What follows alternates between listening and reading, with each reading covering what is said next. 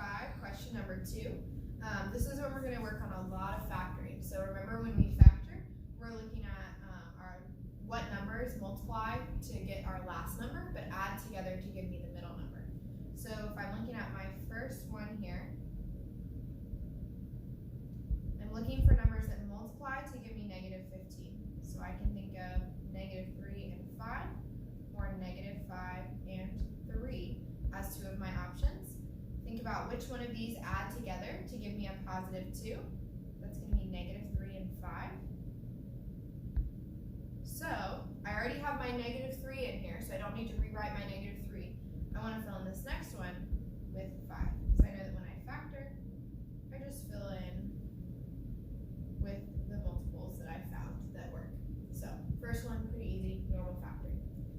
Let's look at the second one. So the second one, I see that I have a blank on my normal trinomial side, but I have 2 binomials multiplied by each other. Remember, a binomial is 2 terms, and we have a quick and easy way to multiply these together.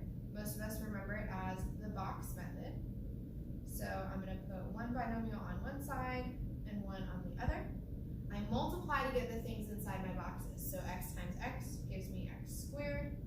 4 times x gives me 4x. X times negative 4 gives me a negative 4x. 4 times negative 4 gives me a negative 16. I see that these 2 terms that are diagonal, I can combine them together because they're like terms.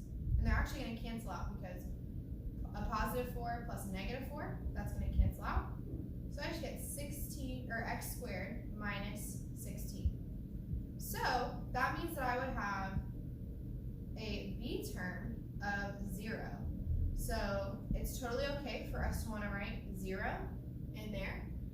And we can also check our work this way by knowing that these 2 numbers have to add together to give me my middle term. So if you can remember this shortcut, negative 4 plus positive 4 gives me 0. So that's a way to check our work.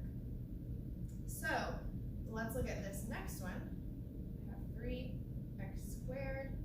Oh, and we have the same thing again here, right? I can't factor it directly because I see that on this side I have 2 binomials. So I can set it up just like I did my last problem. With my box, I'm going to have 3x plus 1 on one side, x minus 2 on the other, and I'm going to multiply to find the things in my boxes. So 3x times x gives me 3x squared. 3x times negative 2 gives me negative 6x. 1 times x gives me 1x. And then 1 times negative 2 gives me negative 2. If I want to write out what I get when I combine these together, I get 3x squared. These can combine because they're like terms. Minus 5x, and then minus 2. So I want to put a negative 2 in my blank here. I can also check myself by knowing that when these 2 numbers multiply together, they should give me the last term, the one that doesn't have any variable with it. So 1 times negative 2 gives me negative 2. So I can double check my